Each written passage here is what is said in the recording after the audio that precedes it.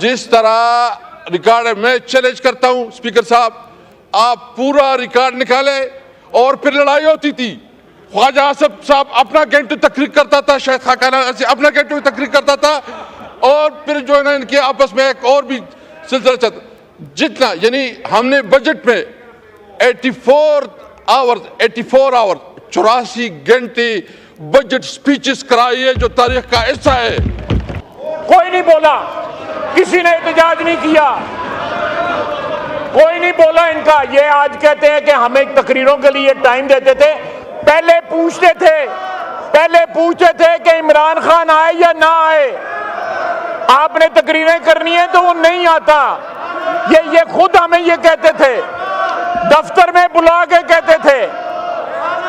आज ये कह रहे हैं कि मैंने हाउस बड़ी अच्छी तरह चलाया है। कि आप मैं प्राइम मिनिस्टर साहब बैठे हैं, मुझे बताएं इस पार्लियामेंट को आप किधर रखते हैं?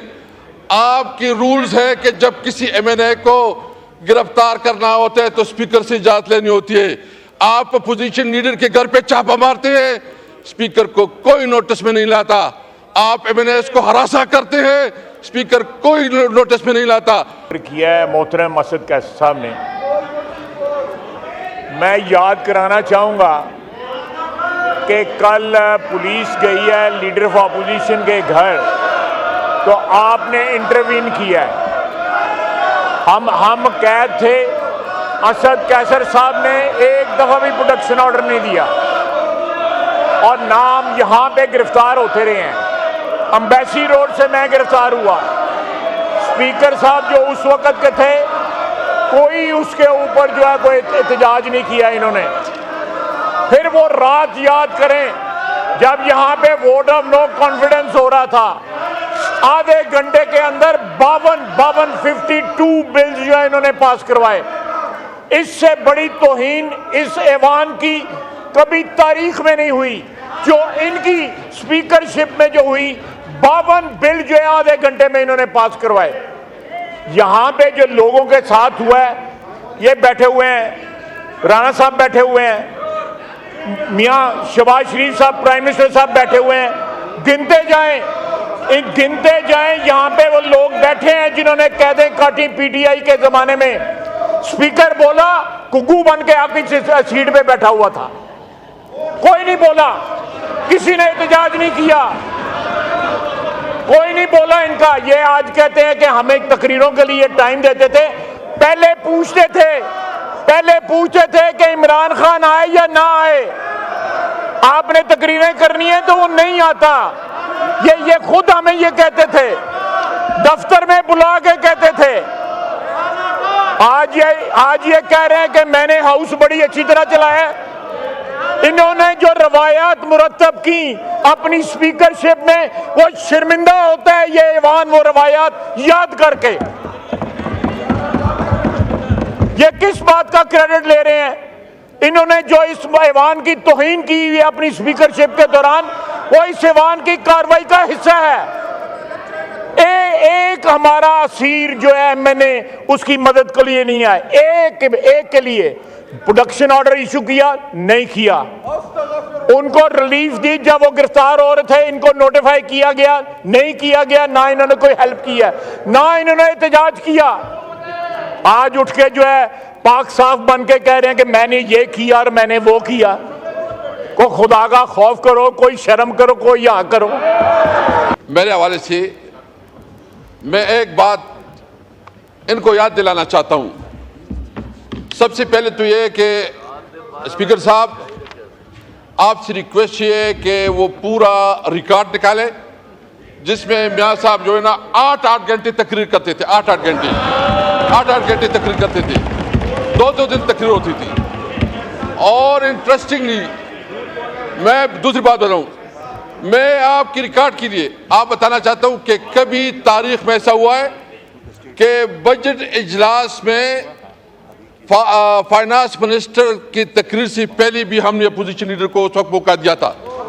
आप देखें, खुर्शीद शाह साहब इधर, खुर्शीद शाह साहब बैठे हैं, खुर्शीद शाह साहब मेरे पास आए, उन्होंने कहा कि मियाँ साहब 1-2 मिनट की बात करना। अभी कभी हुआ नहीं है कि फाइनेंस मिनिस्टर जब बजट पेश करे उससे पहले, इससे पहले भी मैंने मौका दिया है, मैंने रूल्स के लिए, और उस वक्त भी जिस तरह रिकॉर्ड है, मैं चैलेंज करता हूं स्पीकर साहब, आप पूरा रिकॉर्ड निकाले, और फिर लड़ाई होती थी। ख्वाजा आसिफ साहब अपना घंटे तकरीर करता था, शायद खाकाना से अपना घंटे तकरीर करता था, और फिर जो है ना इनके आपस में एक और भी सिलसिला चलता, जितना यानी हमने बजट में 84 आवर्स 84 घंटे बजट स्पीचेस कराई है, जो तारीख का हिस्सा है।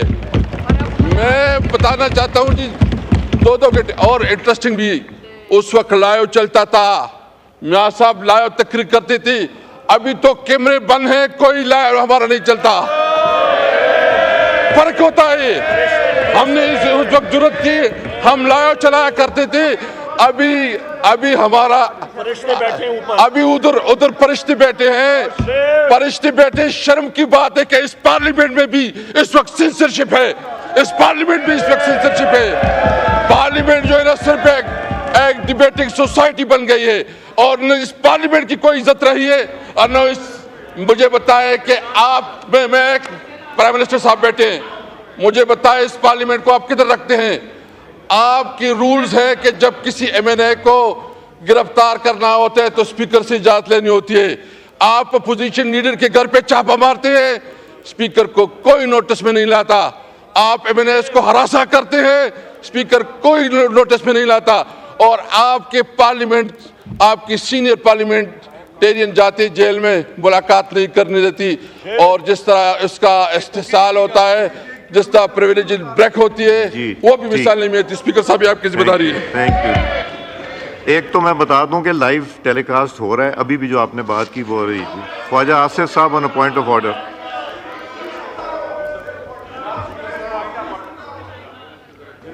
जनाब स्पीकर,